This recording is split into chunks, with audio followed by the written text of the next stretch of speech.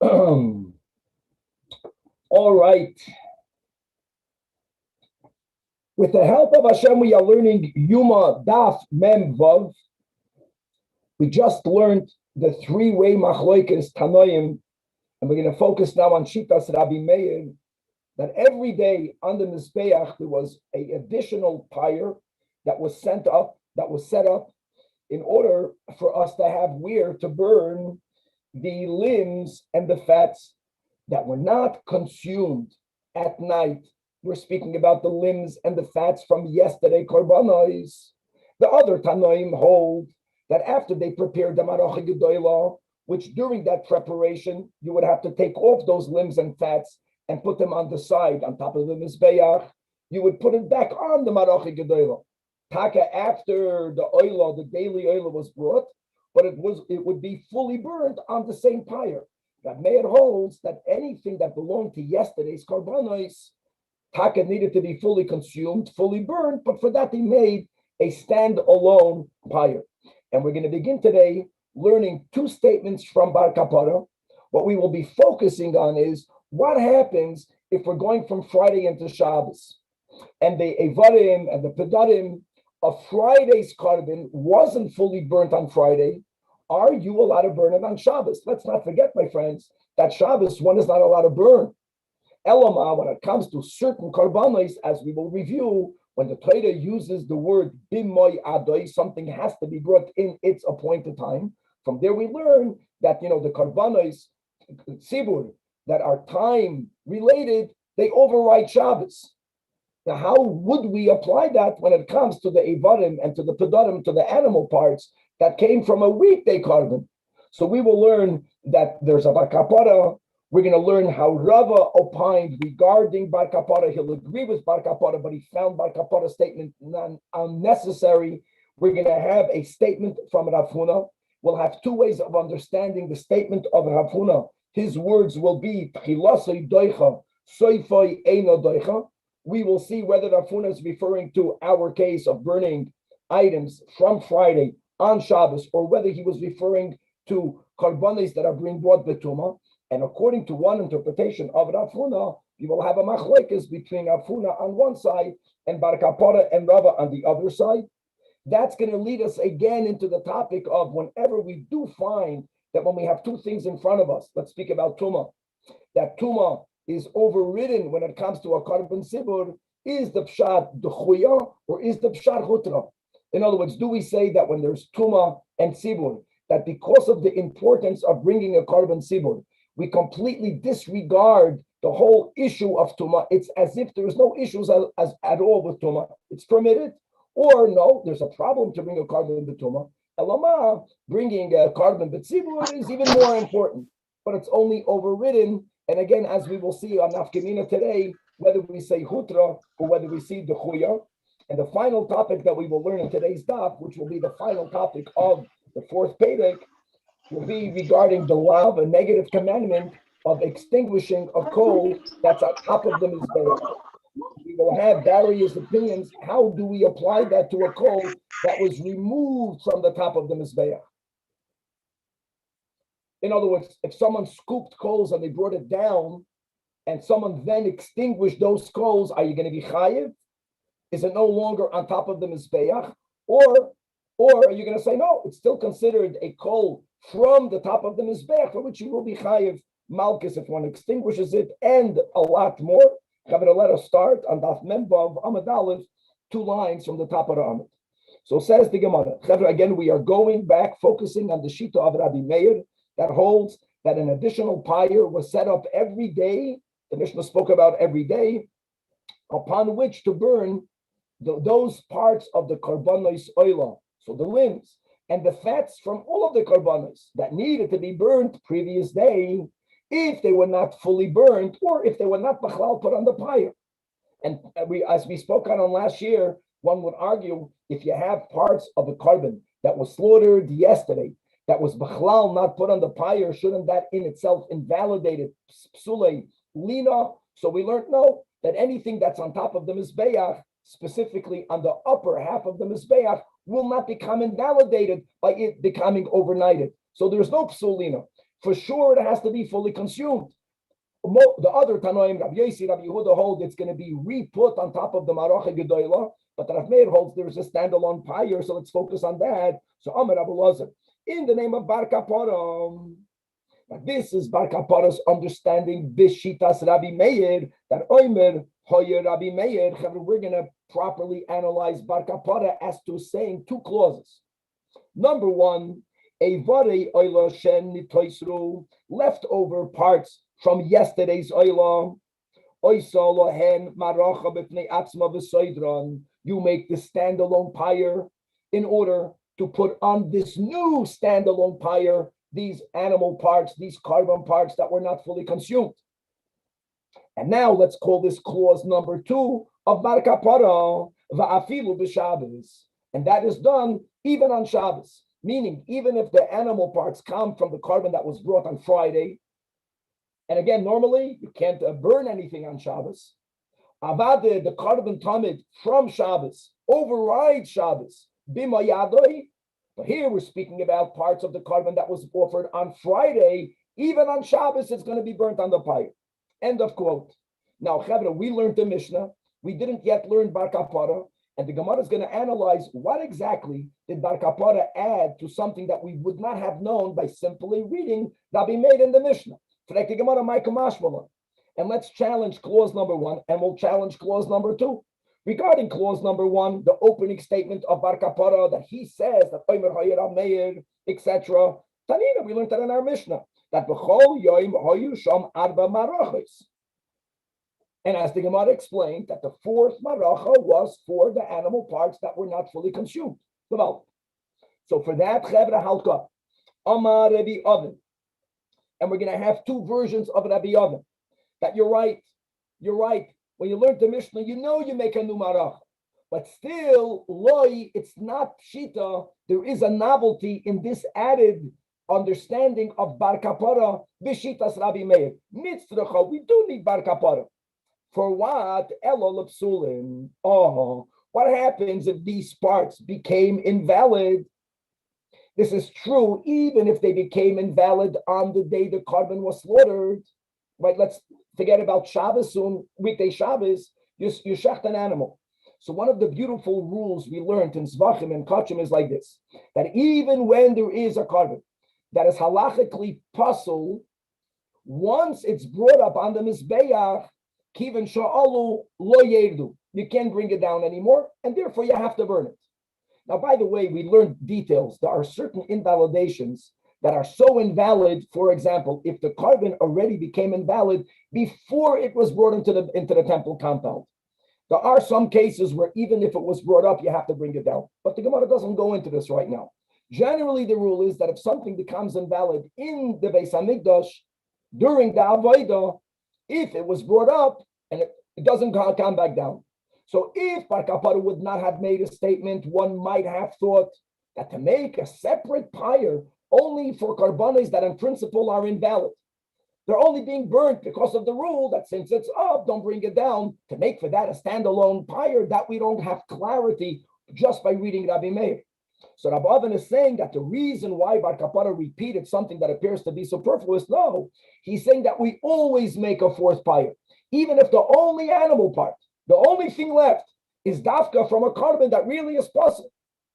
But if it's in that category of im alu lo yerdu, then even for that you make it's psulin for you make a standalone pyre. Good. Now here we're going to have two versions in a nuance. It's a little technicality. So version number one, this is all Bishitas Rebbe Oven.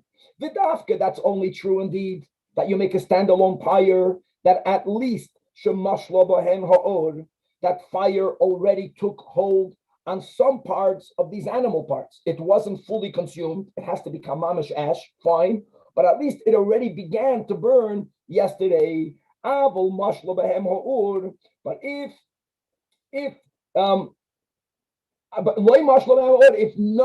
Bachlal was not put on the pyre yesterday, like we spoke out, there's no psulina simply by the fact that it's on top of the mizbeach. All right. So then, since it Bachlal there was no fire on it, the maid will hold already.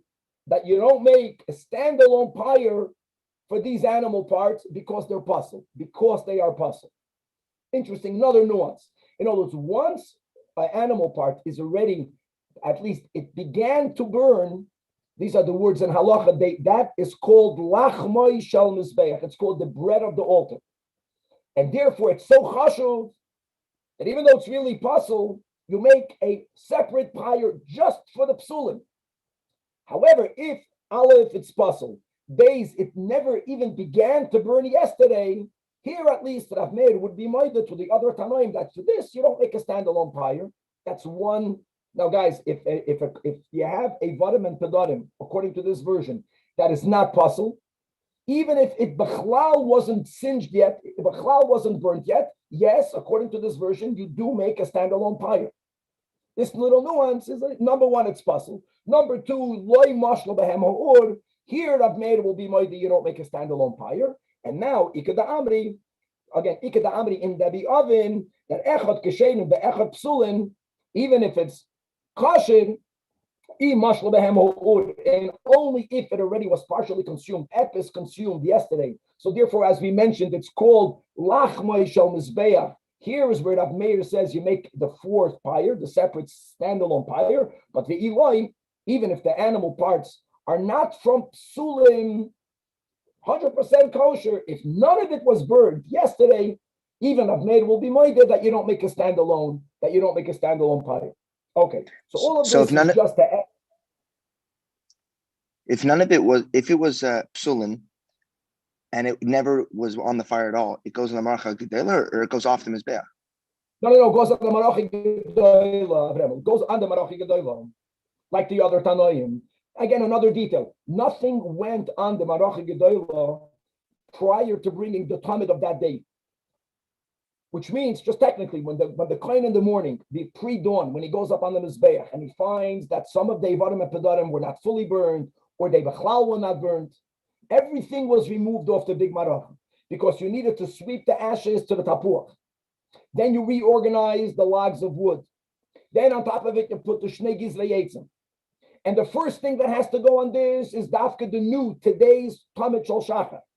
Then what? According to the other Tanakh, then you would put back up all the other parts from yesterday. Say that. And according to Rav Meir, again, there's nuance in Abab, and the chiddush of Bar Kapara is that one might have thought that if all you have is psulim, even Rav Meir will be moed, you don't make a standalone pyre. So says Bar Kapara, no. Rav Meir holds, let's go with just to cover both versions, that as long as they began to burn yesterday, even though they have to be finished, they have to become ash. And the psulim, they're only there because of the rule im alolo yerdu. I don't care, make a standalone pyre. That's the chiddush of Bar Kapara. Now the Gemara is going to tell you the novelty of the second clause in Bar Kapara. When Bar Kapara finished saying that oimer hayer ameir afilu b'Shabbos. Now again, we got a problem here. Why did he have to say afilu b'Shabbos, guys? All of this is based on our Mishnah. The Mishnah, our Mishnah, the Tribe Machlokes Tanoim, spoke about every day. The words of the Mishnah is Tanina.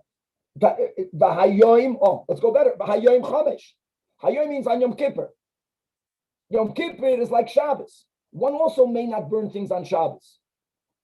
If Rav Meir will hold that a korban from a weekday cannot be burnt on Shabbos, so then you would also hold that a korban from a weekday cannot be burnt on Yom Kippur. The fact that he says B'hayoim on Yom Kippur, not 4 but 5, no. So you automatically know that if it's that not Yom Kippur on Shabbos, you make a fourth pyre. Afilu b'Shabbos. No, that statement was needed because I would have thought that our Mishnah is Hanamili only when Yom Kippur falls on Sunday. Now this is a machlokes, my friends, that we have in Shabbos, Daf Kuf Yud Gimel, and I want you to know that there is the sheet of Rabbi Shmuel that holds that only leftover parts of Shabbos may be burnt on Yom Kippur, which means Rabbi Shmuel Taka holds that if the korban came from a weekday and there are leftover parts, it may not be burned on Yom Kippur, and automatically we understand the same thing would be with Shabbos. And automatically, even though Rabbi Shmuel was speaking about Shabbos being out of Yom Kippur, logically Rabbi Shmuel would hold the same thing weekday into Shabbos.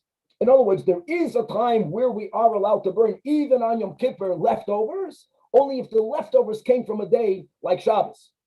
One might have thought that our Mishnah, Rabbi Meir, follows the sheet of Rabbi Yishmael, because only over there do we have the rule, the Chelvei Shabbos may be offered even on Yom Kippur, the next day.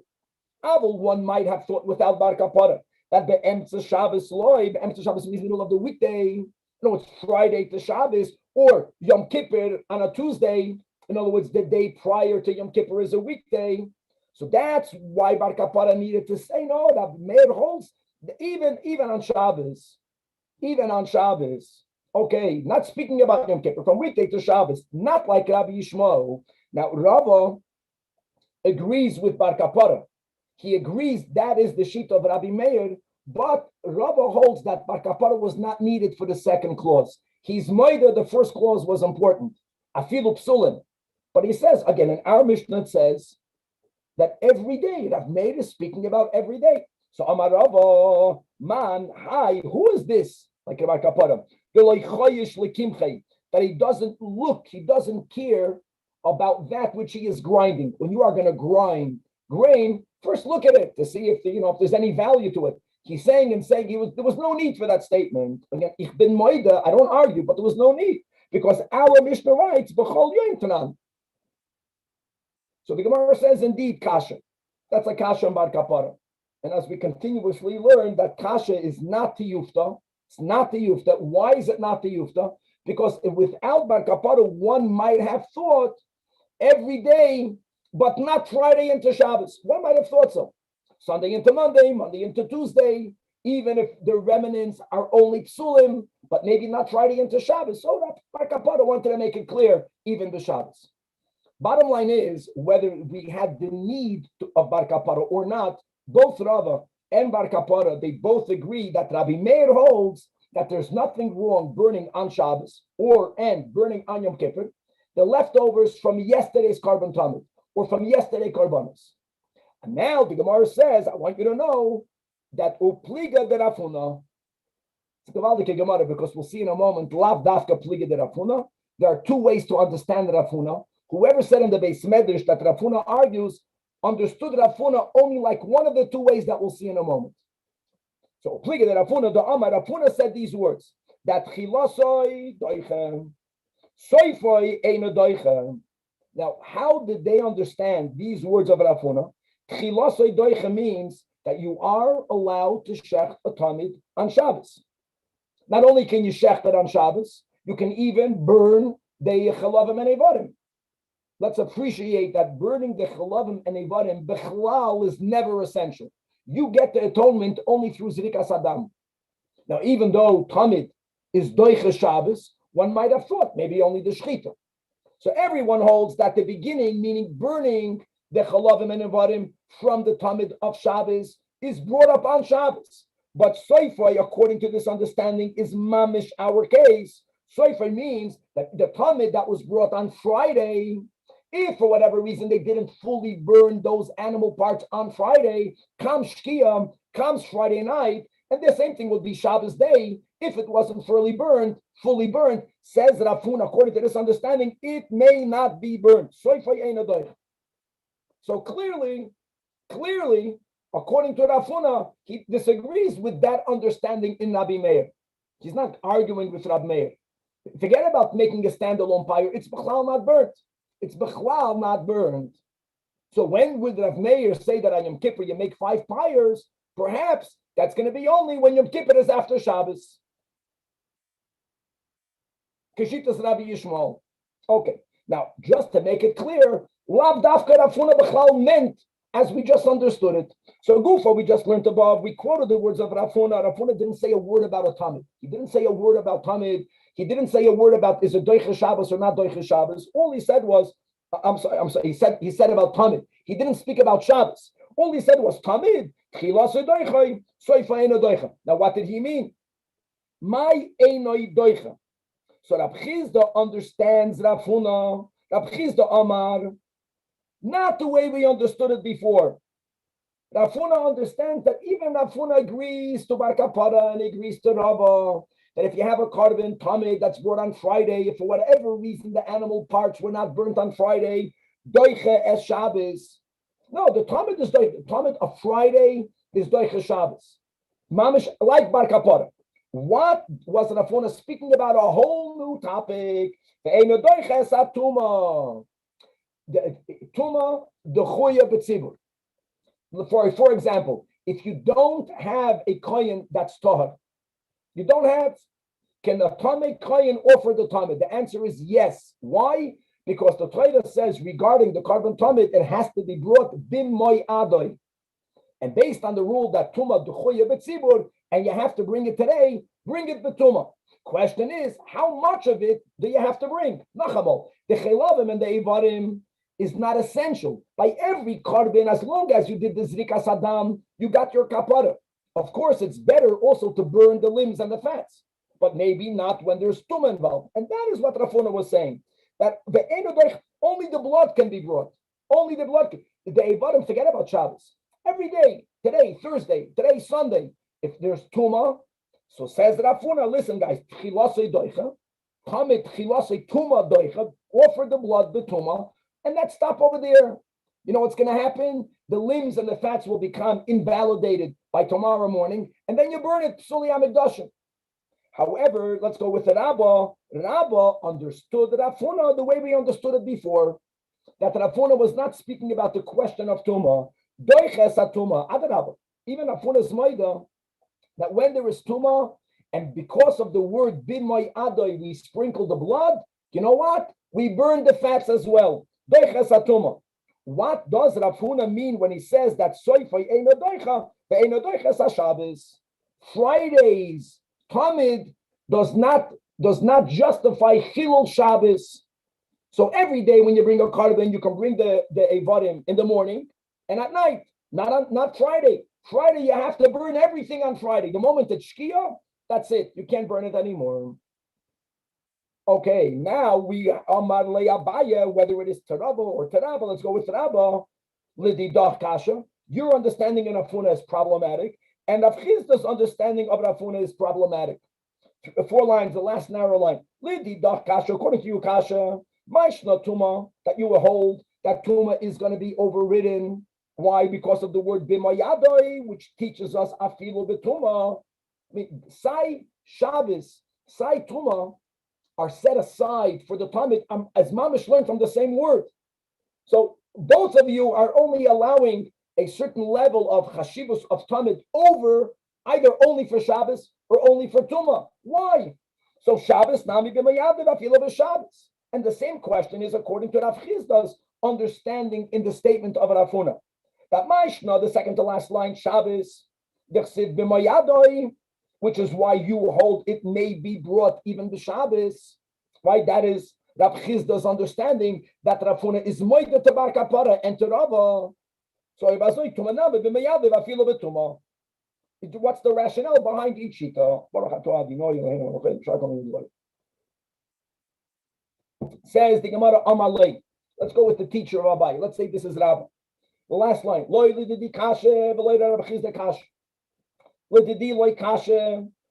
Because I subscribe to the following logic, and here are the words. The end of the Talmud is like the beginning. Vas meintas, daf memvav amid beis. This is beautiful. Tuma, when it comes to the issue of Tuma, that what? That tchilasa means the blood. The tchilasa bar mitcha tumahu. Yeah, from the b'may adai we learned that you can bring Talmud, the beginning, betuma. Once you began this avodah and you were allowed halachically to set aside the tuma issue, so therefore logically do the whole thing betuma. Soifanami dachi. There's tuma, and you can be a yoitze b'di'eved, the whole korban, even without offering the halavim and evarim. Doesn't matter. We set aside tuma. We pushed aside tuma until the end. But Shabbos, this is a gavaldik word. Since the tchilasoi lav bar mitcha Shabbosu, let me ask you guys, we're speaking about the Friday Talmud. Can you bring the Friday Talmud on Shabbos? You didn't bring it on Friday, and you chap, I want to bring it. You know what? The moment it's Shkia Friday afternoon, that's it. Oh, makes sense. So we're not speaking about the burning the fats of Shabbos on Shabbos. No one was speaking about that. We are only speaking about burning the leftover fats, the leftover limbs, meaning Friday's carbon on Shabbos or Erev Yom Kippur's Tamid on Yom Kippur. Okay, fine. Can you bring Erev Yom Kippur's Tamid on Yom Kippur? No. Since Tchilas Elav Bad Mitcha Shabbosu, so Seifenami Loidachi, Gavaldik. Now, Rab Chizdom, Loikashe, first of all, this type of logic, he doesn't hold that the end of the Talmud should be like the beginning. He doesn't agree to that. It could be, like he'll explain in a moment, even though the beginning of Talmud overrides Toma, and you take a shechted, even though the only option here is to bring it to Toma. But again, the blood is essential.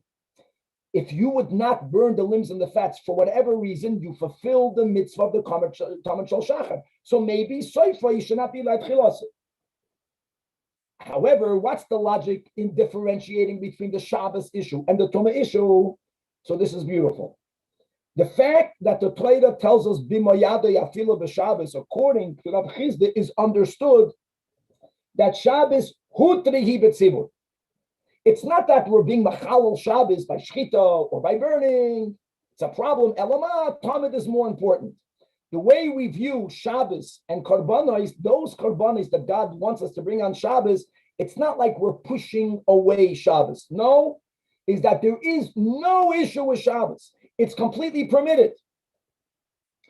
Oh, if that's the pshat, if the Shabbos issue is not there, then Soifer Nami Dachi.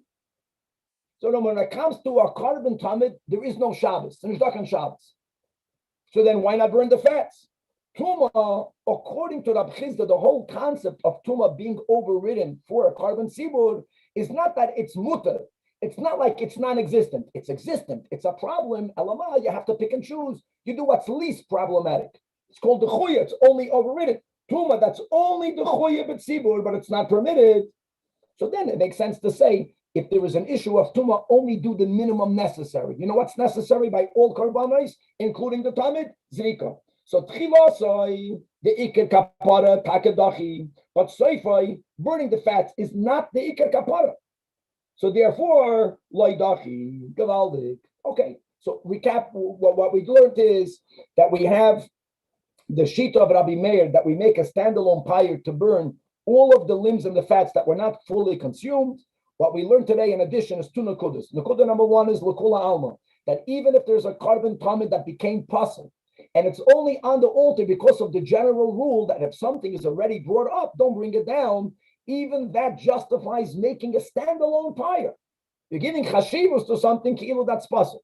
Number two, according to Kapara, and according to Rava, and according to one understanding of Rafuna, that even on Shabbos morning, if the only limbs and fats that you have are from the carbon Talmud of Friday, you burn it. It's Fridays, you burn it anyways. And likewise, on every Yom Kippur, you make a fifth pyre, according to Rav Meir. You're burning the limbs and the fats from Erev Yom Kippurs. Yeah, you burn it. However, according to one understanding, in Rav Huna, he disagrees with that. Hitaka disagrees with that. And he holds that Shabbos overrides bringing a carbon Talmud, similarly Yom Kippur, but only for Tchilasai and not for Saifai. It doesn't justify being burned on Shabbos or on Yom Kippur. Okay, now we're going to a whole new topic, which will be the final topic of this paper. And as we mentioned in the intro, when the Torah writes in Vayikra, and we were learning this psukim in the last year, Parshas Tzav. So you have Pedig Vav, Pasuk Vav, where the Torah writes that Eish, Tamid, Tukad, Ala Mizbeach, Loi Sichba. Loi Sichba is allowed, meaning that I am not allowed the Yadayim to extinguish the fire that's on the Mizbeach. That's Al HaMizbeach. Which means if someone extinguished even only a coal, the Chayav Malchus. So if it was stated, if the fire is no longer on the altar, you use the shovel to remove coals, whether that is you use the shovel to remove the coals for the ketaitis every day, whether it is in the context of Yom Kippur, the special golden rose gold, red gold that they used on Yom Kippur to take off from the special pyre of Yom Kippur, whatever. There are coals that were already removed on the altar. Or or menorah. Now, guys, bisman bayis rishon, during even zman bayis sheni shemen atzadik, where the ner hamaravi miraculously, let's learn what Rashi says in Shabbos, burned mamish 24/7. They never needed to bring fire to kindle the menorah in the afternoon, because they would lift at the end the wick of the ner hamaravi that was still aflame, and they would clean out the ner hamaravi. They would refill it with oil, but they would already have fire from the ner hamaravi to kindle the menorah. But that was a miracle. Whenever we didn't have that miracle, you needed to bring new fire to light the menorah. Where did that fire come from? So they would also remove coals from the mizbeach, and they would bring it into the heichal, and then they would use that to light the wicks, to light the menorah. So the question is, these coals are no longer al hamizbeach. So are you going to be chayiv malchus for loisichva? Machlokes. Abaye says yes, you're chayiv. It's still called the eish of the mizbeach, even though it's technically off the mizbeach. And Rava holds pater. Rava's not advocating for you to do it, but there's no longer a lav. Now, says the Gemara, if someone will extinguish a coal on top of the altar, and guys, that's even if it is already in a machta, you already scooped it up. But if it's still on the altar, the Torah says, tukad ala mizbeach. If it's on the mizbeach, loisich balav. Kipligi, where's the machlekes Abaye and Rava? The achte ha'ara, it was taken down, and then the chabye, some chacham extinguished it. Abaye says chayiv, because that fire is still classified as eish hamizbeach. It's still called eish hamizbeach. And before we go on, we have to quote the Tosfos, the bottom Tosfos. Guys, we just learned that every day they would remove from the maracha shniya shel ketoros, they would have a machta, which was made out of silver, and either it was bas arba kabin, or then we had a shita that it was Rabbi Yossi, it was 6 kav, or maybe one understanding, kav midbaris, kav midbaris, or Yerushalmis, 5 kav, whatever it was a more than necessary amount. Then they would take the coals from that silver shovel, and they would pour the silver shovel in the daily golden shovel. That was taken, not the red gold, but it was gold, bechule, and it was heavy, and which means that either a kav, or 2 kav, or 3 kav of coal fell on the floor.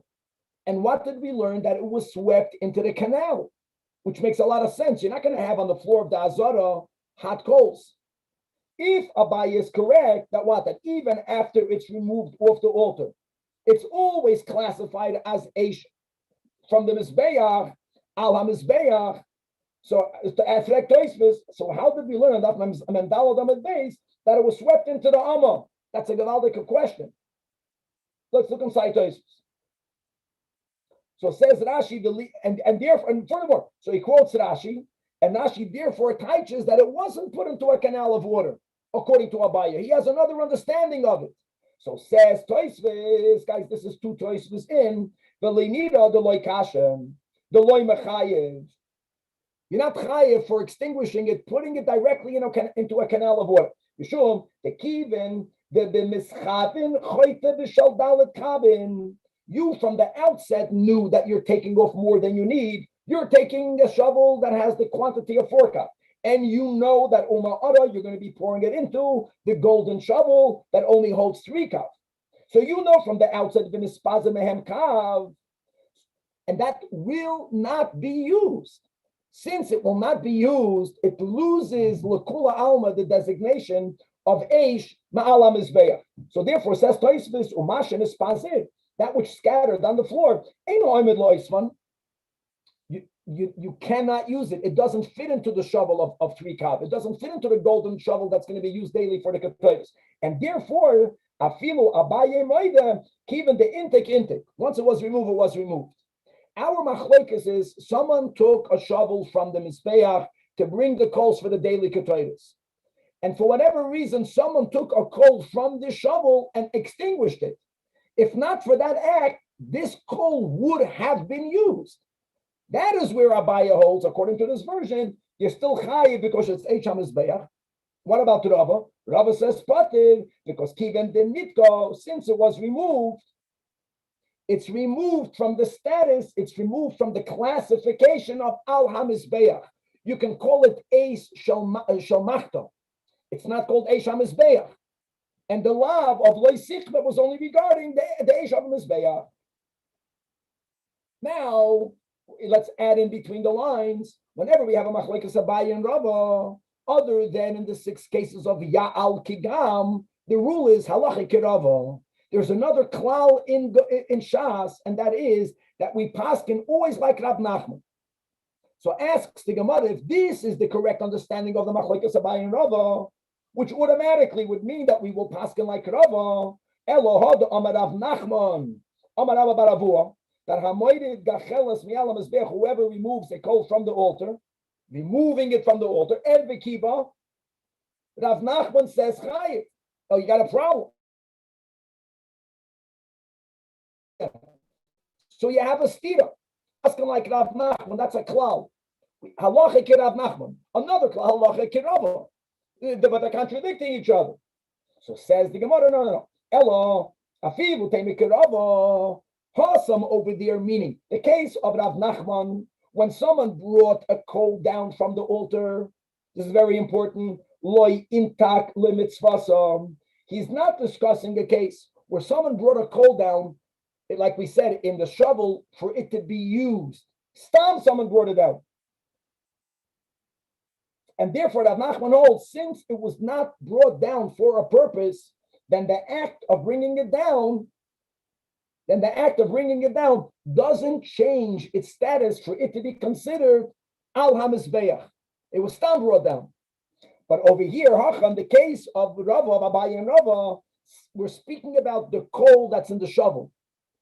So when you took it off the altar, it wasn't stam taken off the altar. It was taken off the altar for it to be used, let's say, to light the ketaitis. That in itself changes its designation. Because how can you call this Eish Ma'ala Mizbeach if there's the Chashivus? No, it's the Eish of the ketaitis, or it's the Eish for the Menorah. Or it's taking it for a mitzvah, gives the act of taking it a lot more chashivus, which gives it the power to halachically remove it from its prior status. This makes a lot of sense. And therefore, we can paskin here like Rava. And Rava holds that you're patur, even the nitka. Ikeda Amri, another way of understanding the case, another version of the case of the Machlekes Abaye and Rava, that the if you removed it off the altar and you put it out, the Kula Alma, both Abaye and Rava, let's put Rav Nachman on the side for a second. They agree loy pliga that what the pater. Why? They both agree to the technicality that the pasuk that we read in Sav, Eish Tamid, took an al hamizbeach loy sichba. Loy sichba is only when it's on the mizbeach. The moment it's off the mizbeach, you're pater. And by the way, that would farem for the kasha of toises. Never good. However, where do they argue the chavye berosh shel mizbeach? Now, another thing, guys. It's not on the pyre. When it's on the pyre, then avada your chayiv malchus if you extinguished any part of the fire. But if you removed it from the pyre, but you are still on the mizbeach, here is where Abaye says chayiv because esham mizbeach. And according to the latter version, even here it's even more. Rava holds your pater because the moment it was removed off the pyre, given the nitka. And here again, we're going to bring in Rav Nachman. That he brought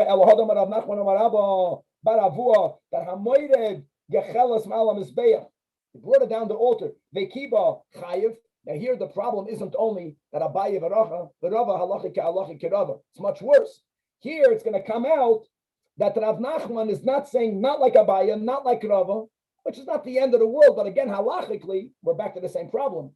We paskin like Rava and we paskin like Rav Nachman. So furthermore, the Gemara uses the same logic that over there, meaning in the case of Rav Nachman, who says that if someone brought a coal down from the altar and then you extinguished it when it's on the ground, you're going to be patur. Same logic is speaking about someone who from the outset brought down a coal, not for a mitzvah. He shouldn't have brought the coal down.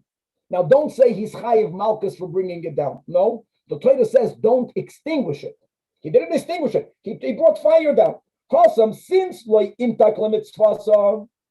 same concept, So even though it's not technically on the Mizbeach, but this fire is classified fire from the Mizbeach. It's only over here, meaning the case of Abaye and Rava, again, we're speaking about our sugya, taking the shovel for the ketaidas, taking the shovel for the ketaidas of Yom Kippur, taking coals for the kindling of the menorah. Since you took it off for a new mitzvah, now it gets a new classification. Since intak mitzvah, that's why it's no longer called Eish HaMizbeach, certainly when it's taken down from the Mizbeach. And even if it's on the Mizbeach itself, you still have a machlokes of Abaye and Rava. So it's an amazing concept. Like we are Yidden, right? We come from God's fire.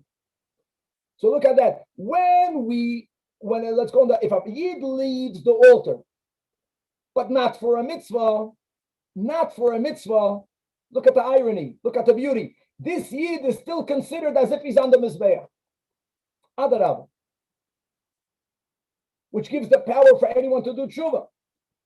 Only when you leave for a mitzvah, but then you're good because you're going for a mitzvah, then you're no longer called Eishal Mizbech, you're called Eishal Mitzvah. Oichet good.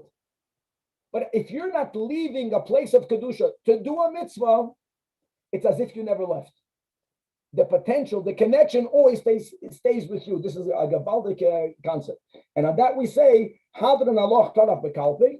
We finish Perek Revi. And as we are journeying through Yoma, this is so Geshmak, this Masechta. It's Taka Kachim, but it's a very easy Geshmaka version of Kachim. God willing, in the next year, we're gonna continue where we left off. Just to have it clear, where did we leave off?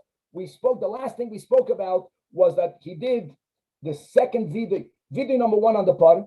Then we learned about the lottery. Then he went back to do the Vidui Sheni. They shechted the par. They already gave the dam to someone who's being mamadas the dam on the Roivid Revi. We are in middle of the Ketairas. The only thing we learned in Perek Revi was how the Kohen Gadol would scoop with this golden shovel, 3 kav, the coals to bring it into the Mizbeach, into the Kodesh Kachim, and he put that shovel also down on the Roivid Revi, which is in the Azara. That's where we left off. Where we have to continue is now we have to get for the Kohen Gadol, we have to get the actual Ketairas, etc. God willing, to be continued.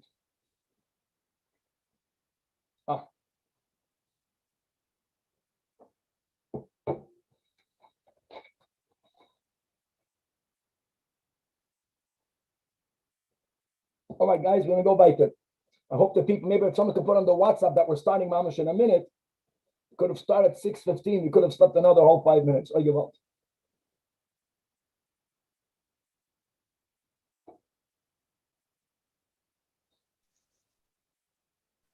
Nice being on Eastern Standard Time.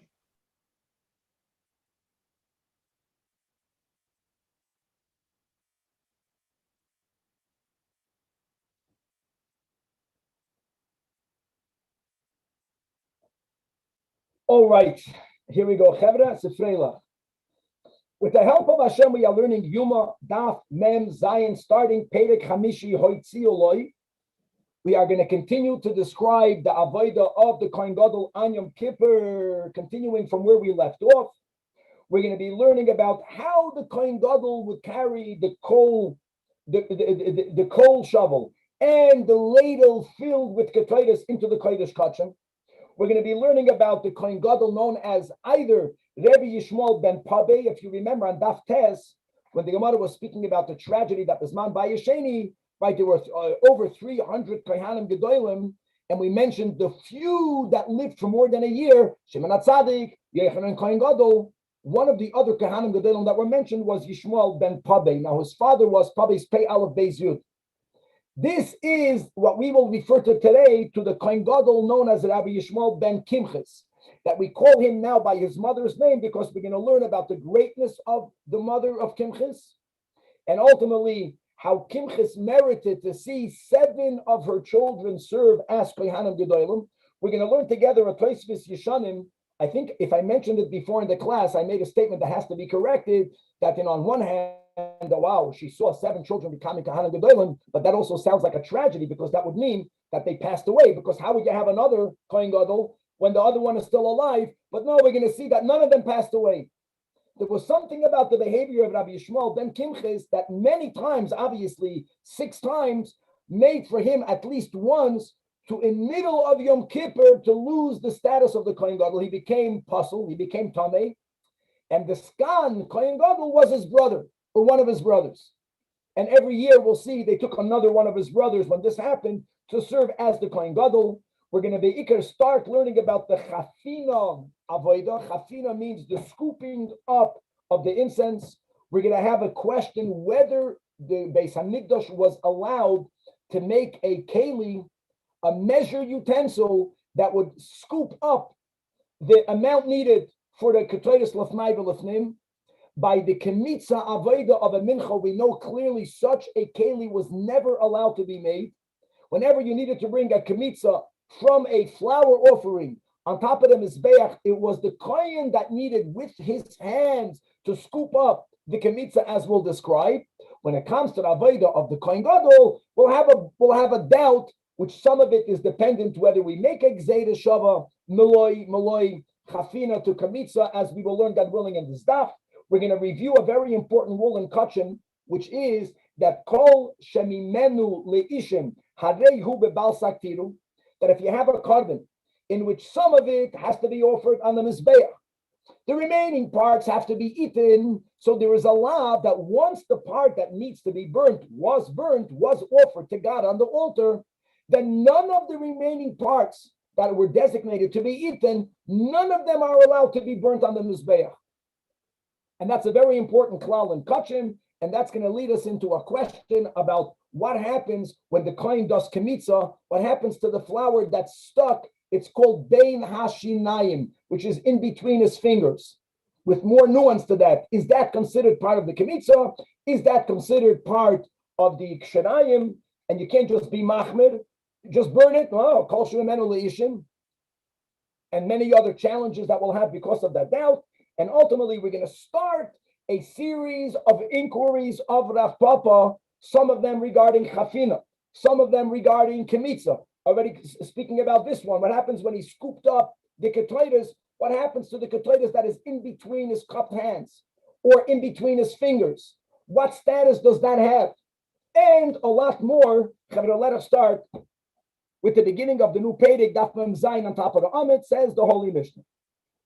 So, as we mentioned at the end of last year, the Kohen Gadol, all right, he has a shovel filled with the golden shovel filled with 3 kav of coals sitting on the 4th row in the Azara.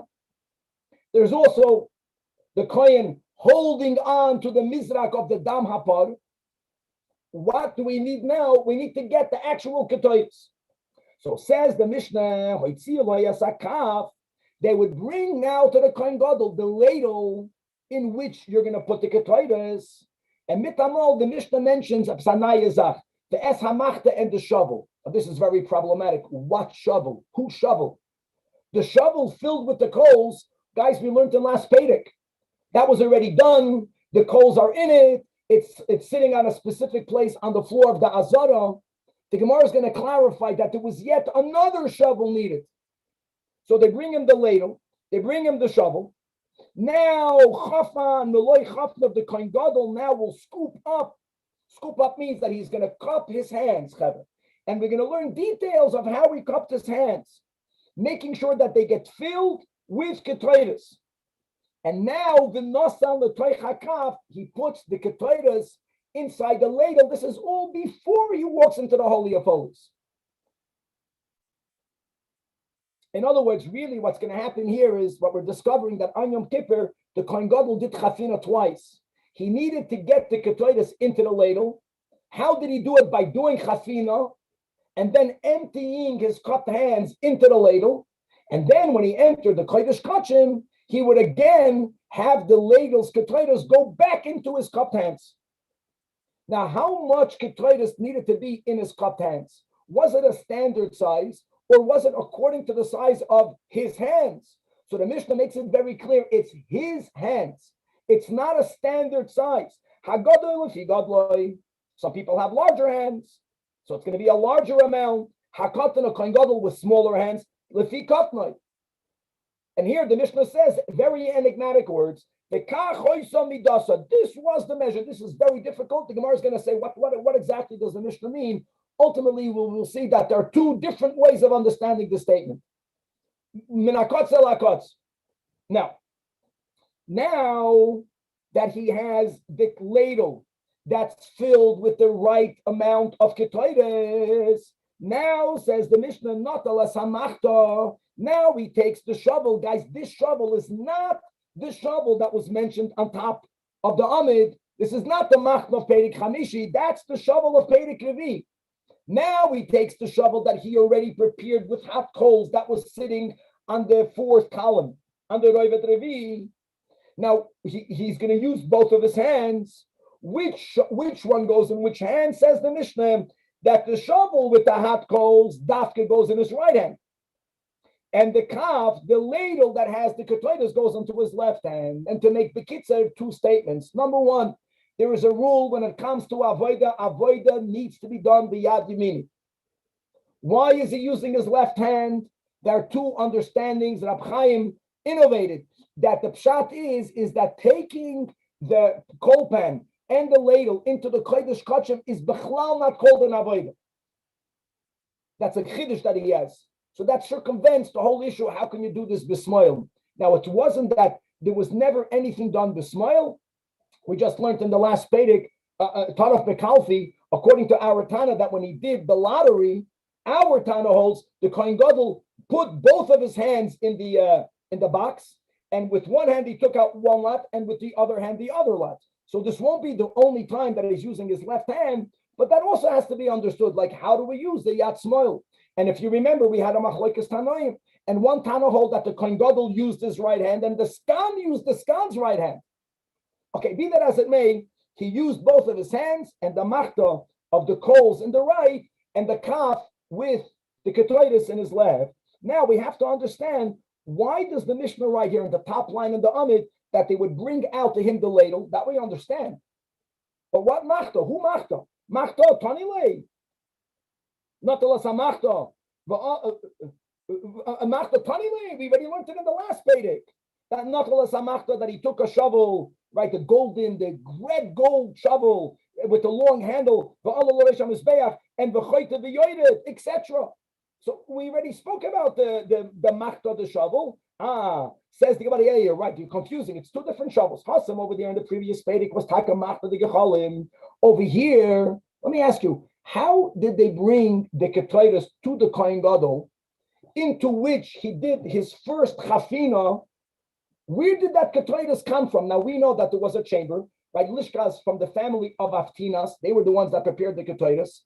So there was ketaides that needed to be brought to the Kohen Gadol. How did they bring it to him? So that's what the Mishnah says. They had a shovel. They didn't bring the whole. We learned achas l'shishim l'shivim shana chaysaba shal. Right? There was sometimes a lot of ketaides in the chamber of ketaides. They didn't bring all of it to the Kohen Gadol. They would have a large machta, they would have a shovel. No matter how big the hands of the Kohen Gadol was, the machta held more than that. And that is how they brought to him the ketaides. The machta filled with ketaides. And he would make the chafina from this machta, and then he would empty his cupped hands into the kaf. The Tanya, like kaf, reikon, that the ladle was taken to him from the chamber called the chamber of the Kalim.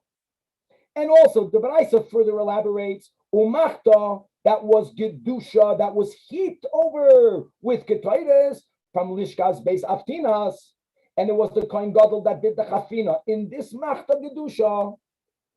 I don't know why he needs a picture. We don't need that picture yet. And that's the machta here. Now, says the Mishnah, the Gemara refers back to the Mishnah, chafim b'loy chafnav, v'nois l'teichai kaf. And the Mishnah wants to make it clear that there is no standard size of how much ketaides. It depends on the size of the hands of the Kohen Gadol. And the Mishnah then writes words that almost appear to contradict itself. And this was the measure. So this was the measure. So we'll get to that in a moment. So first of all, where do you find in the Torah that the Kohen Gadol would have to go into the Holy of Holies holding a ladle? I have a question. These are the best questions. It's a basic question. It's called a klotzkatcher. It says in Achrei Mois, Meloi Chofnov, that he would cup his hands filled with ketaitis, and then a few words later it says Vehevi, and he would bring it Amar Achmana. So I don't understand, why can't the Kohen Gadol fill up his hands with ketaitis and walk into the Holy of Holies with his hands cupped with ketaitis? Where do you find that he had to put it in a ladle? The Gemara says, if that would be the case, then there would be an impossibility. Mishum de lo yefshe. You need to bring it with a ladle. Why? Because let's not forget that the ketaitis has to be burned on top of coals. Now, if he would bring the machta of the coals separately, not together with the ketaitis, the Torah says the words vehevi entering in the singular regarding the avoid of the ketaitis, which means that for the avoid of the ketaitis, you can't enter and then enter. And if you're going to go with your cupped hands filled with ketaitis, that demands of you to bring the machta in prior or post, that's two entrances. Are you going to say in the aisle, like first go in with the shovel, and then come back out and do the chafina from this machta from Beis Haftinas, and then just walk in with your hands cupped with ketaitis? That can't be, because again it says vehevi, v'loshen yachid, v'hava achas omer achman lo shtei avois. So now the Gemara has a very out of the box solution. Why don't we have the Kohen Gadol cupping and filling up his hands with ketaitis, and let another Kohen take the shovel of coals that's sitting on the floor and put it on top of the ketaitis in his cupped hands. So there'll be the ketaitis in the bottom. His hands won't get burned because that shovel won't be touching his skin. That shovel is touching the ketaitis. Cup the ketaitis in your hands, and someone should put the shovel on top of it, and like this make one entrance. The Gemara says, you know why that will not work? We're not even going into his hands might get burned, because kimati hasam, he can have a helper to load up his hands in order to enter, but when he enters, he's standing by himself. No one is allowed to be even in the oil moyed, as we learned. What should he do when he gets in there? What's the option? He should remove it with his teeth. How is he going to put the shovel of coals on the ground? And use his teeth to take hold of the machta and put it on the ground? That's so not nice. That's so, there's no etiquette. So it's not nice. And right away, Tosfos has a big question. We will learn later that according to one version, one of the ways he would get the ketaitis from the kaf back into his cupped hands is by using his teeth. He did use his teeth. And Tosfos specifies that even if there was a using of the teeth, it wasn't taking a keli only in your teeth and putting it down on the ground. That's already not acceptable. Using your teeth a little bit to manipulate the kaf and to turn it over when you're not bending down, that's okay. V'ayin and Tosfos other approaches to that.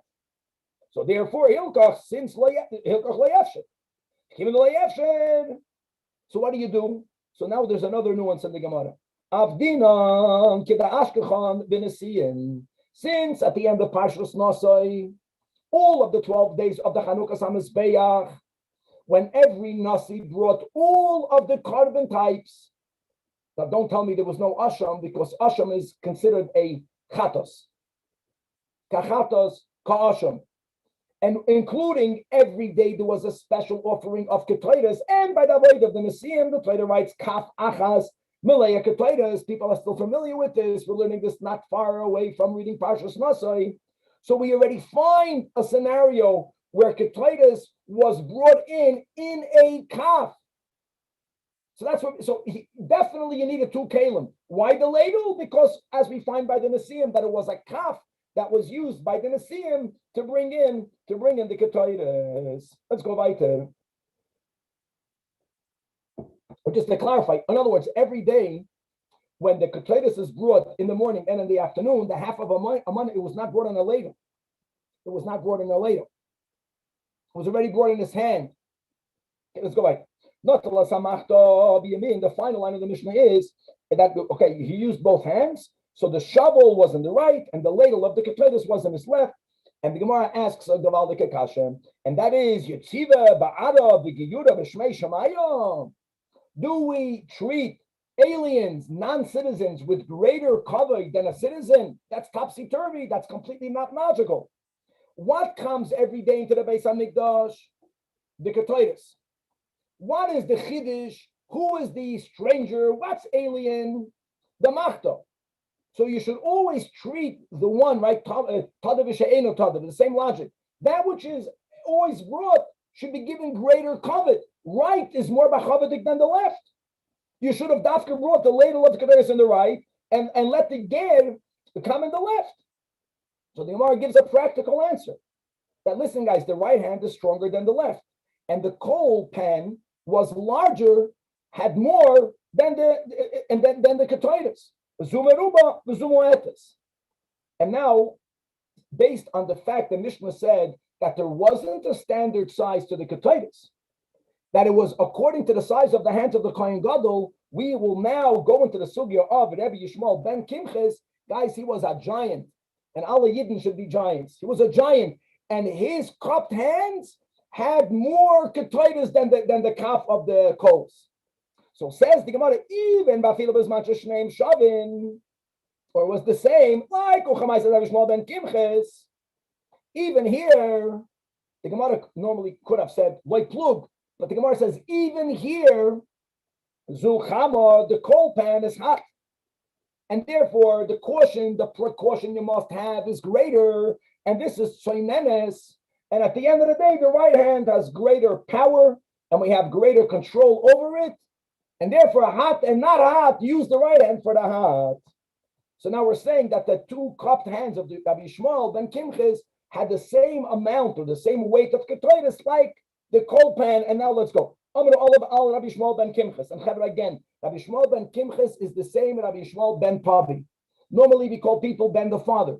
But since we're going to speak about the greatness of his mother, we're going to refer to him here as Rabbi Yishmael ben the mother Kimches. You know how much? Abbas Kabin. Now I have a question. The amount of kav of the coals were 3. So why did the Gemara say Afilu b'zman shneim shavim? I do not know. That he would have 4 kav b'melei chafna. Maybe because between the weight of the coal pan and the 3 kav of coals and the weight of the ladle with the 4 kav of ketaitis, they ended up being equal. And he would say, explaining why he's such a giant, that kol hanashim zerdu.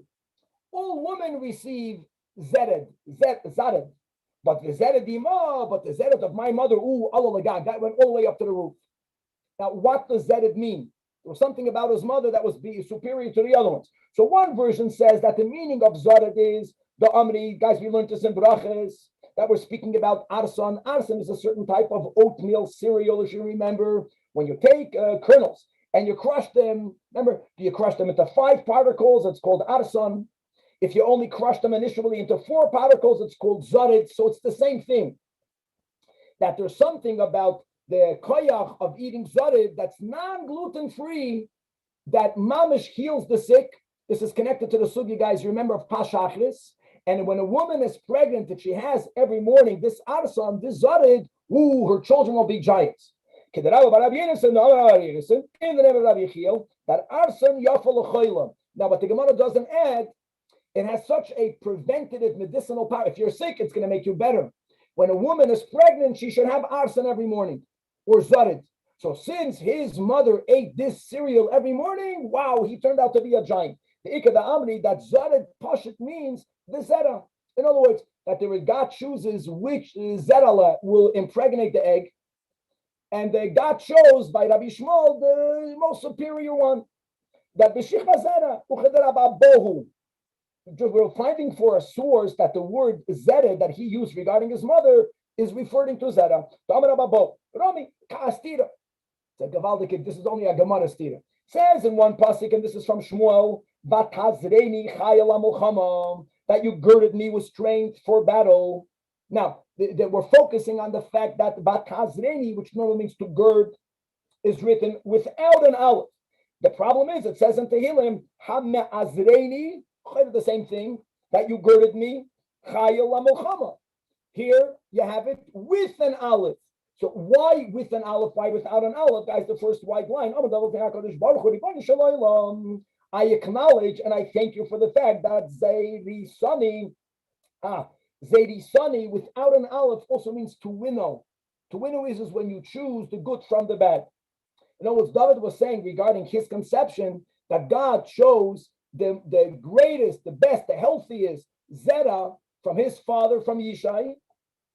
And not only that, but then God added even more strength to it. The Zeirastani, and you girded it. In other words, that from the inception, the DNA, this is all from God, chose the best of the best, and then God gave it extra koyach. So there was something begashmi is superior. There was some additional koyach that this Kohen Gadol Rabbi Shmuel ben Kimchas had, which also resulted in the fact that he was huge, which also resulted in the fact that his hands were huge. And when he cupped his hands, I don't know how much other people have. They're like double the size of other people. Now, Rabbi Shmuel ben Kimchas. Guys, two stories, and again, we're going to learn the Tosfos Yeshanim. And I want to again correct myself. If I said here by the recording that Nebuch and Kimchas that buried 6 sons because 7 of her sons were the Kohen Gadol, it's a mistake. No, that what happened.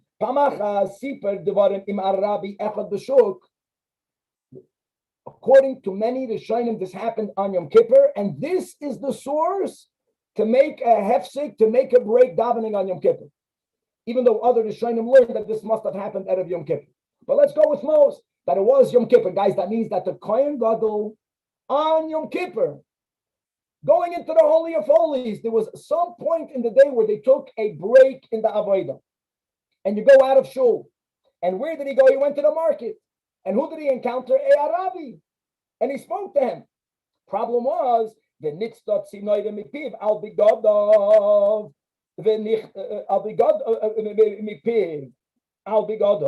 That a stream, a spittle, left the mouth, saliva from this Arabi, and it touched the garments of the Kohen Gadol. Now hold on, guys. You remember? Do you remember that the saliva of a zav or any other bodily fluid that first gathers in the body and then it's expelled has a status of an av? And therefore, since saliva has a status of an av from a zav, if it touches my garment, so then my garment becomes a rishon, right? And I become midrabanan, right? Midrabanan, I become a sheni. That's a Toma midrabanan when it comes to touching. And enechanami, for that, I only need to go to the mikvah and wait until the night. But it happened on Yom Kippur. Another thing to remember, that Tuma midoiraisa on human beings are only by Jews. Goyim midoiraisa are not tamei at all. But midrabanan, they were goyzer that every non-Jew always has the status of a zav. So it's an amazing thing that it's on Yom Kippur. He just exited the Kodesh Kodshim. He goes out for a break. He spoke to this Arabi, and accidentally, the Arabi, in conversation, right? He was not wearing a mask. So some spritzach went on the garments. He becomes Tamei Midrabanan. That's the classical case which we began our Masechta with. That is where you need to have the backup Kohen Gadol. Who was the backup Kohen Gadol? Huh? It doesn't make any sense. To the market? Why would he go in the market? Why would he go to the market? Break, it doesn't make any sense. He was quarantined for a whole week. We quarantined him for a week before, but on Yom Kippur. Okay, so like this. First of all, because of this question, many Rishonim say it could not have happened on Yom Kippur. It happened out of Yom Kippur. But you have to appreciate the problem with that, because if this happened out of Yom Kippur, he's only a sheni midrabanan. Go to the mikvah and wait until night.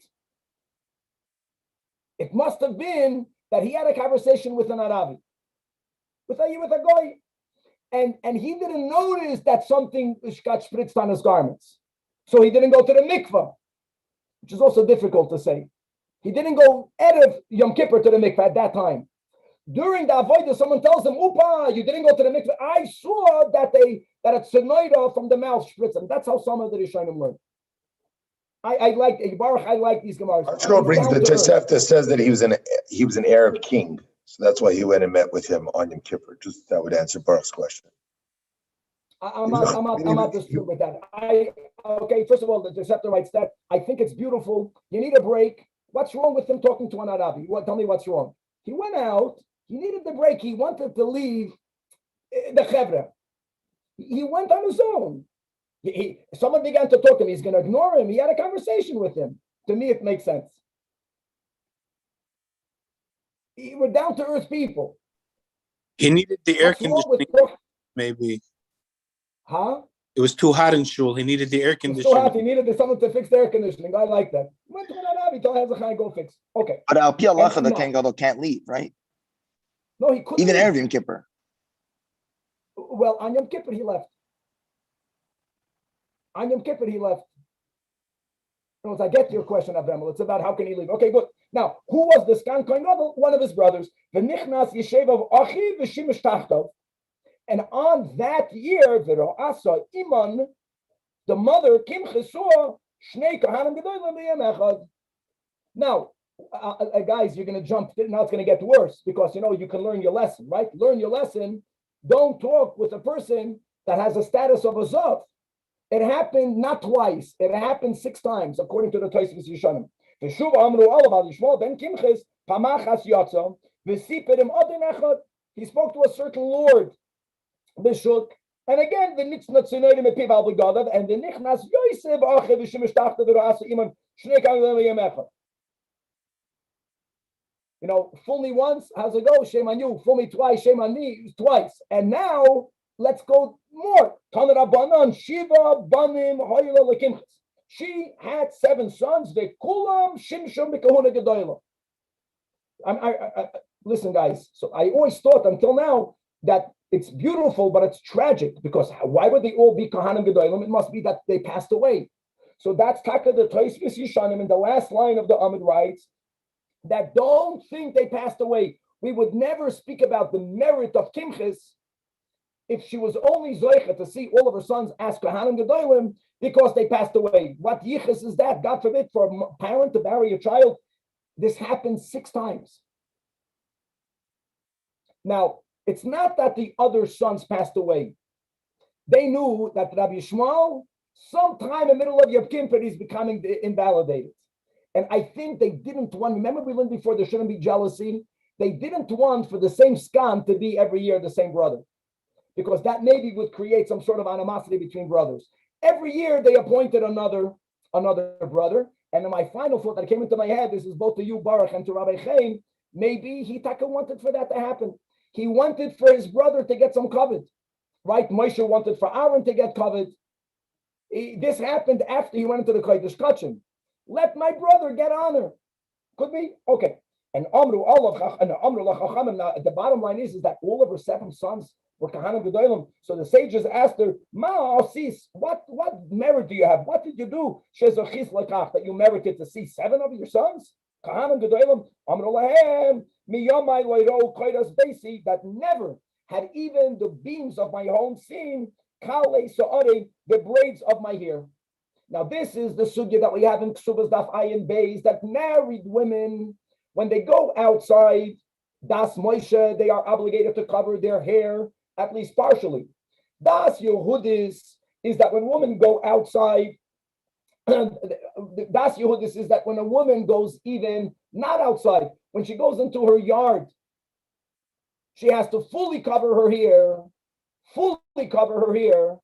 but to cover your hair fully indoors, that's beyond the letter of the law. It became common practice. It's actually spoken about a lot in the Zohar, but this behavior is beyond the letter of the law. So that she always covered her hair fully, even when she was indoors, that was an extra measure. And she felt that this is why she merited to have 7 sons, Kohanim Gedolim. And to that, Amrullah, the Chachamim told her that I want you to know that this measure of fully covering a married woman's hair inside the house is something that's done by many. Harba Asu came, but not everyone merited to have 7 children. It didn't help them. In other words, you are right to think that this is your schus, but when we learn about this, it doesn't always work In this sense, I just want to give a contrast. So when we have the concept of that you give 10% Meiser tzedakah, and God says, test me. I'll open up the windows of the heavens. That's guaranteed. Not the next second, but people that give tzedakah become wealthy.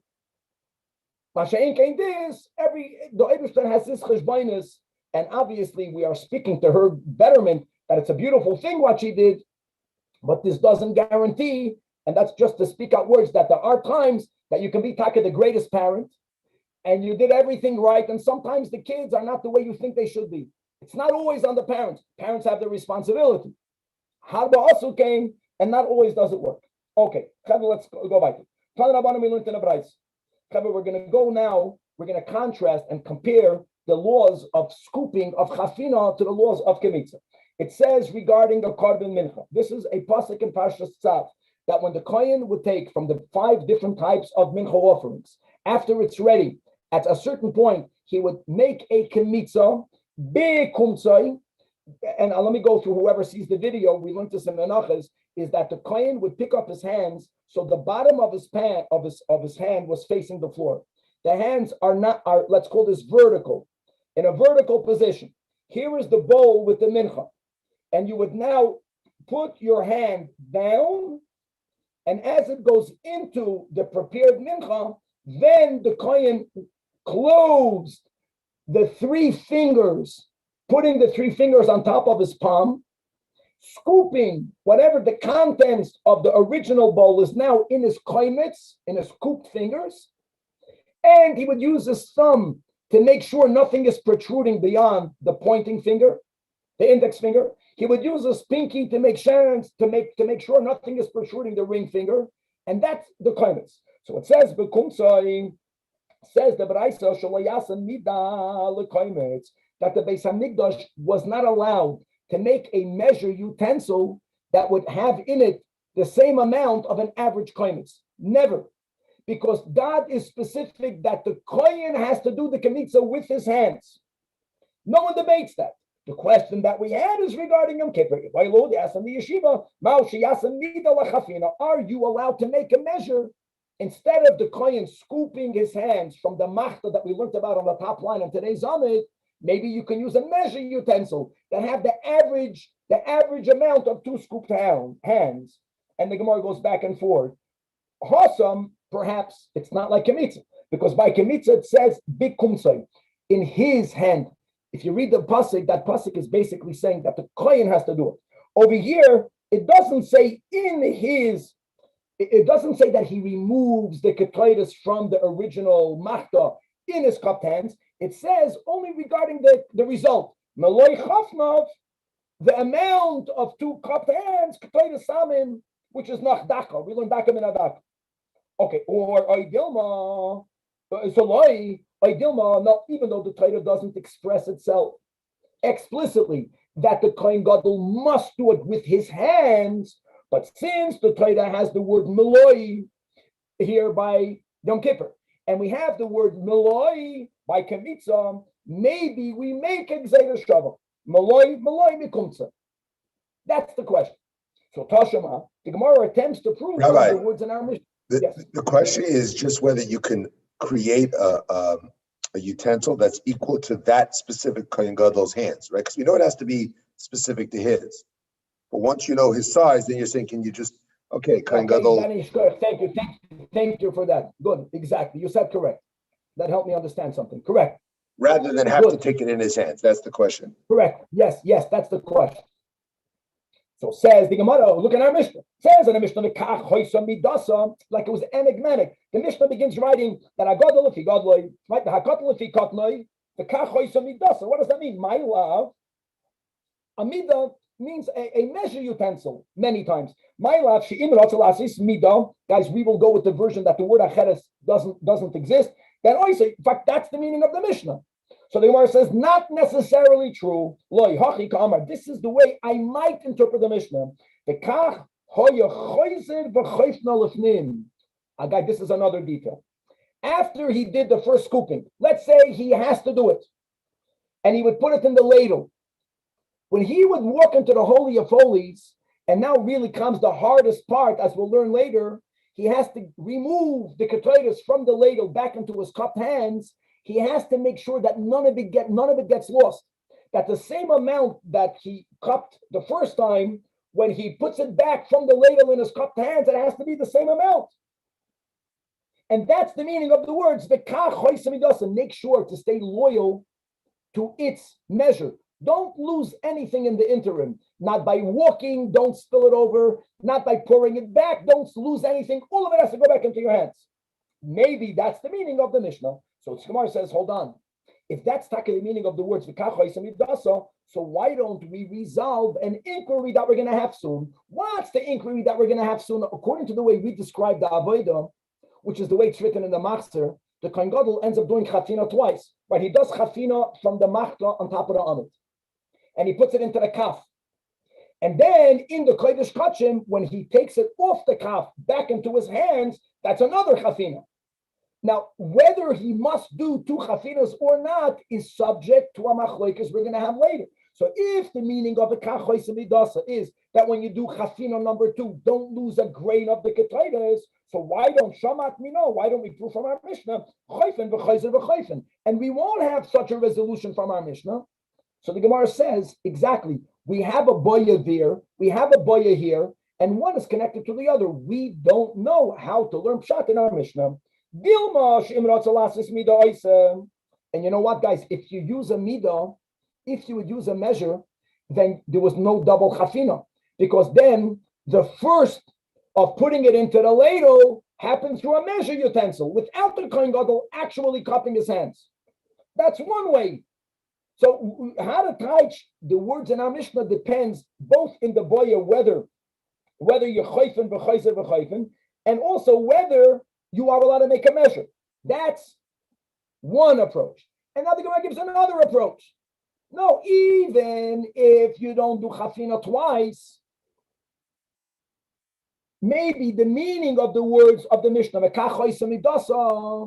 means which means that you have to make sure that when you fill up the keli, it's full. When you then put the ladle into your hands, don't lose anything. That's the meaning of a kachois midasa. We're not even talking about whether you do chafina twice, whether you do chafina once. We're not addressing whether you are allowed to make a keli or not. All the Mishnah is saying is make sure that the amount that the Kohen Gadol begins with, that will be the amount that's going to be put on the coals. Don't lose anything. So therefore, it's unresolved. Now, guys, what we have to appreciate, and it's going to become clear on Amud Beis, is that it's very interesting. Normally, Ein Adam Don Gzeida Shava Elim Kain, he heard it from his Rebbe. The only reason why we would insist him actually doing chafina with his hands to get it into the ladle is because Maloi. So there is a suffix whether there is a Gzeida Shava. Okay, let's go back to it, and we're going to come back to this question. 3 lines from the bottom. Let's go a little bit to Mincha. When it says Miloi Kumsai, now Miloi Kumsai, the pasuk that we had before was from Tzav, where it says Big Kumsai. Big Kumsai means do it with your hand. Miloi Kumsai is in Vayikra. Miloi means it should be full. Why does that teach you? Yachal, you would think that even Mivairat's even overflowing. No. So that's why the Torah writes in Tzav, Bi means in. Now we're focusing not on the fact that you have to do it with your hands, but it has to be fitting in your hands. And it shouldn't be an overflowing climate. Now, if you only have in, then you would think it can be a minimal amount. All you need to do is stick your little finger lock into the original bowl, and it's inside your climates. No. That's why it says here in Vayikra, Meloi means as people normally scoop our climates, not overflowing, but not lacking. How do you do it? So he closes once he inserted his hands in the original keli, the way we said vertically, with the pinky finger facing down. He puts it into the bowl. He now closes only 3 fingers al pisas yode on the palm of his hands. And the climates means he scoops. He lifts it up, daf mem zayin on the base, and let's appreciate, as we'll learn more in Menachos, that there were many different types of flour that were prepared for a korban. Some of them is the way you would imagine a dough. And making a kamitza in a dough or in flour mixed with oil is relatively easy. But there were many times that prior to the avoid of the kamitza, the original ingredients were prepared in a machavas. I remember by menachas, just for me, a simon. Machavas is all patach. Machavas, that's a flat pan. Some of them are prepared in a flat pan. They almost look like pancakes. Sometimes you prepare the mincha prior to the kamitza in a marcheshes, segel is deep, right? In a deep pan, which means you would either you would bake it, you would fry it. Now hold on, how do you make a kamitza? So we also learned that pasois oisoi pitin, they would rip it up. So just to appreciate that when you make the kamitza, sometimes you're going into like pieces of pancake. And now that we said that there's no overflow, nothing can stick out your index and your ring finger, it's not so simple to make a kamitza. And therefore you have to mamish be moichek, like from the machik and Shabbos, means you have to smooth out. You have to be moichek begudla. It's not so simple. You have to, guys, you can't have anything lacking. You can't just take out the big piece because then your klimates won't be maloi. You have to, and you're only using your right hand. Your moichik begudla, gudla is the thumb, milmaila, and you're using your pinky finger, what we call here, to smooth it out milmat. Let's see Kevon's picture, the grace of picture. Very good. But here in the picture, yeah, you have little grains. Imagine if you have it's PC, not chas v'sholom PC, shtikelach. So that's easy. But in the bottom picture, yeah, very good. Now you have P. Go do that. So it says over there, that was the hardest avoid in the Beis HaMikdash. And the Gemara right away counters, Zuhi, this was the hardest. The Suloi, didn't we learn that Melika, especially according to the Shitas, not like the Rambam, that the Kohen may only use his right hand. With the right hand, you have to hold the legs and you have to hold the body and the wings. With the same fingernail of the right thumb, you have to pierce and not go through the neck bone and go through the simanim and velo yavdil. We'll learn about this in Kachin. That there it says that was a hard avodah. Chafina, as we'll learn soon, the second chafina, the chafina in the Holy of Holies, getting it from the spoon back inside your cupped hands. There we also have the expression avodah kasha. So the Gemara says we're not competing. It doesn't mean that they're the hardest. It's ela zuhi me'avodah kasha shebamikdash. In other words, there were three difficult avodas. The kamitza, especially when you're coming from a mincha that's machlas and marcheshes, the avoid of malika, and the chafin of the Beis HaMikdash. Okay, done. Amar Rabbi Yechanan, boy Rabbi Yeshua ben Uzah, ben habinayim. Ben habinayim is focusing now on the kamitza. Binayim means the finger lach. So we're selling it. It can be empty. It can be overflowing, but it has to be full.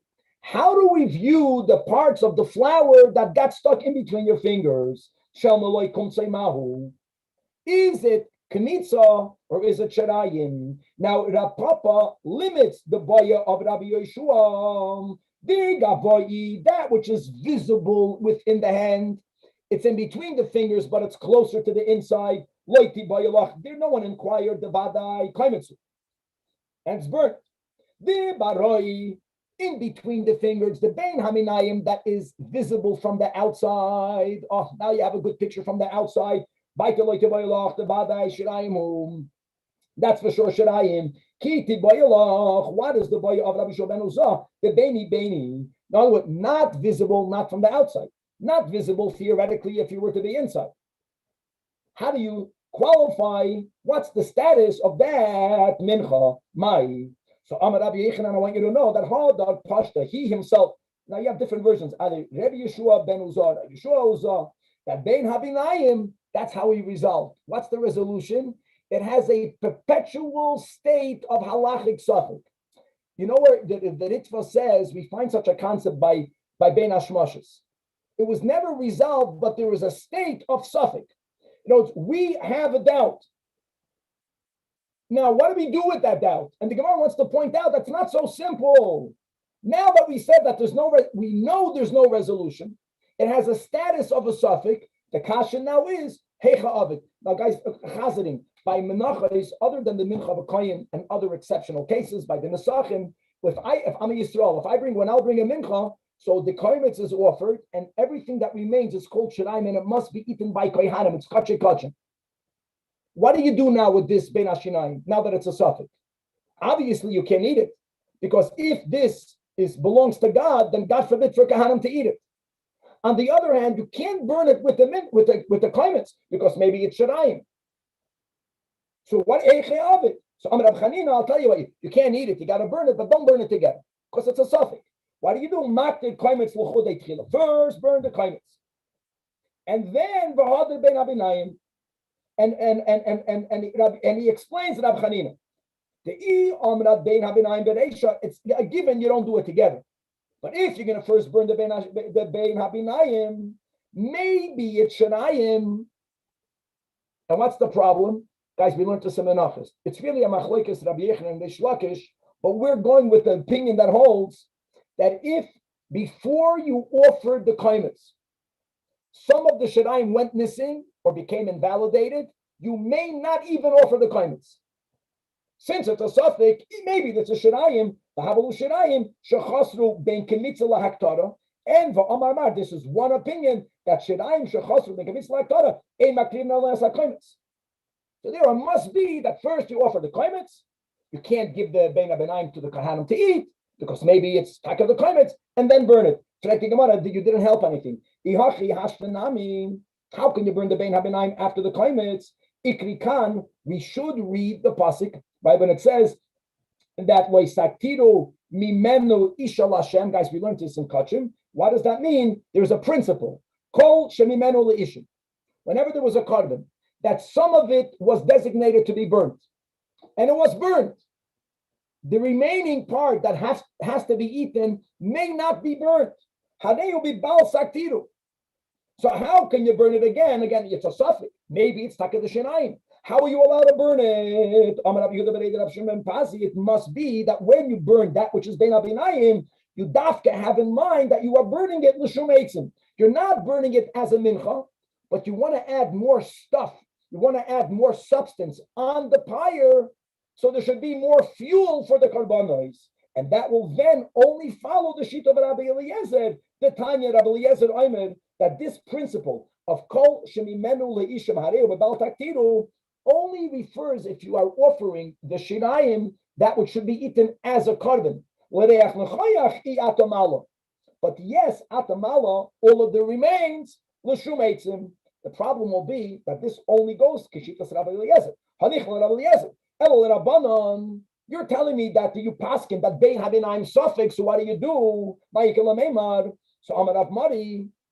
You know which kohen is qualified to make kemitza? Only the kemitza shemeni. You needed to have a fat kohen. We're speaking specifically about his fingers being fat, because when someone has fat fingers, there isn't room bein habinayim for anything to get stuck in there. You have to make sure that there's no bein habinayim. So now the Gemara likes that answer so much, even according to Rabbi Eliezer, that you have this heted that hareu bal saktiru is only l'reach mechoyach. Still, hashlas lahachi Rabbi Eliezer nami lechatchila v'kamsi shmeinei. Okay, now we have to chap one thing. Like, why are we speaking about kohemetz? So, guys, let's not forget that on Amud Aleph there was a baya whether we apply a gzeira shava meloi. This will be extremely important to appreciate now our sugya. What we are starting now, we will God willing only finish on Daf Mem Tes. We're going to have, let's go with the mnemonic, that there's going to be 7 inquiries from Rav Papa. Really, if you'll count them, you'll come to a different number, because some of them have sub-inquiries. But the mnemonic is Bein Abinayim, Pashat, Mochatz, Upizer, Vechishev, Bachafinas, Chaveiroi. That's 7. This is the mnemonic. But guys, instead of going 1, 2, 3, 4, you'll see there's many subcategories. So number 1, Bein Abinayim. Boy, Rav Papa, this is annoying. Bein Abinayim Shamaloi Chatnav Mahu. We just had a baya regarding the Kemitza, and we had the statement that Rabbi Yeshua ben Uzzah came to a conclusion that it has a perpetual halachic status of suffix. What will be the din? The same thing. When the Kohen Gadol did chafina, and you have either some of the granules of the daka min adaka stuck in between his fingers, you can't say you only can get a fat Kohen Gadol. You don't have that option. The Kohen Gadol is the Kohen Gadol. Or you have it in between the palms, even if the Kohen Gadol has very thick fingers, but in between the two palms, things will get stuck. What is the status of that ketonis? Now, the problem the Gemara has is, why are you b'chlal making that inquiry? Shouldn't that have already been addressed by Amud Aleph? We had a boya whether we have Maloi Gzeira Shava. And you know what? It should be automatic. If you learn Maloi, then yeah, just like there's an issue with the Bein Abinai by a Kamitza, the same would be by the Chafina. If there's no Gzeira Shava, why would you think there's an issue? Don't forget that all of the Lamudim of Beirutzin was from words we found by the Kamitza. Right? It can't be overflowing. That's why you can't have, that's the issue with Bein Abinai. But the fact that you can't have it overflowing is also only learned from the psukim that we find by Koimets. So so the Gemara answers that Rav Papa's boya was based on the presumption that there is no Gezeda Shava. And even without a Gezeda Shava, he still has the following inquiry. Rav Papa hachi boyalam. Since the Torah says, Meloi Chafnav, Vehevi Ba'inam, he cups his hands. And now he brings it in. And therefore what? Even that which is in between his fingers, in between his palms, is part of that which he brought in, even without, forget about Gzeida Shava. That would be mashma, whatever comes from Meloi Chafnav should be offered. So v'ha'ika oi, since we also have the words v'lakach and then v'hevi. V'lakach means that you with intention cup your hands and take. When you cup your hands to take from the original machta, as we learned on the top line of today's daf, when you cup your hands in that machta that came from the base of Tina's chamber, you had in mind to fill your cupped hands with ketoides. You didn't have in mind to take in between your fingers. And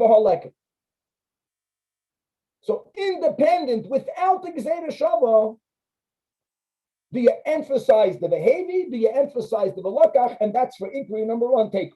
Let's go weiter. This is going to be number two. And the word Pashat means Pshita, as we'll see. But we're going to go with Agansa Megillah. Amar Papa, number one. Pshitali, it's clear to me that what? That Meloi Kumsa Kivikamsi Inchi, we're speaking here about the position of the hand that is being used to take the koimets from the every mincha, and like Rashi writes 6 lines, 5 lines on the bottom of the amid, or under in middle of the wide lines. Sidoy shel etzba'os of lamata. Guys, if you see the picture, sidoy shel etzba'os of means that you hold the way you say shalom aleichem. In other words, your hand is vertical, and that's the way the hand goes inside the original bowl. That's pshitali, that's the way you should do it. However, boya of Papa, and this boya will be both by kemitzah and by chafina. Now, what happens if kamatz beroshay etzba'os of mahu? I'm going in Rashi. What happens if you place your open palm on top of? If you place your open palm, I don't see a single picture for this boya. You can keep the picture up, but it's not yet on it. No, that's the other way. Take that away. That if you guys look in the camera here, this is the first inquiry. In other words, his hand, the palm of his hand is facing down. He's going into the bowl like this. And as he goes into the bowl, then he scoops with his fingers. Is that okay? Next question is the opposite direction. The palm of his hand is facing up. Milmata l'mayla. Now, even milmata l'mayla, if you put your hand into a bowl of the mincha, how would you get it into your hands? So you would slide your fingers down into it. Means you would make your fingers go down. And then the third question is, if you don't make your fingers slide into the bowl, you mamash leave the palm of your hand up and you just force it into the bowl of the mincha. So eventually, the mincha that's in the bowl will go up in both sides and then you close the hand. Is that a okay way to take the kamitzah? And a Papa says, for that, I don't know, it stands. And similarly, this is all part of the second mnemonic of Pasha. That Amar Rav Papa, Shitali, V'loy chafnav kedechafni inshi. Same concept. The Kohen Gadol begins by putting both of his hands out. He has them standing vertically with the pinky down, and he goes into the machta. And while he's in the bowl, he cups his hands together. That's for sure the way to do it. By Rav Papa, 3 lines from the bottom, what happens if the hands will mean that he puts the palm of his hands down and he goes down into the bowl, or the opposite, the palms of his hands are facing up, but when they face up, he somehow puts the tips of his fingers inside the machta with the ketores, or minatzad mahu, he doesn't even maneuver anything. He puts his hands fully with the palms up, he pushes it into the machta, and eventually the ketores has to go somewhere, so it goes inside his palms. And here we have a fourth detail that we didn't have by Kemitza because it's not shaykh by the Kemitza, that chafan bezu ubazu, if he cups his hands, one, the right hand, inside the machta with the ketores, he cups his left hand, and then he brings it together.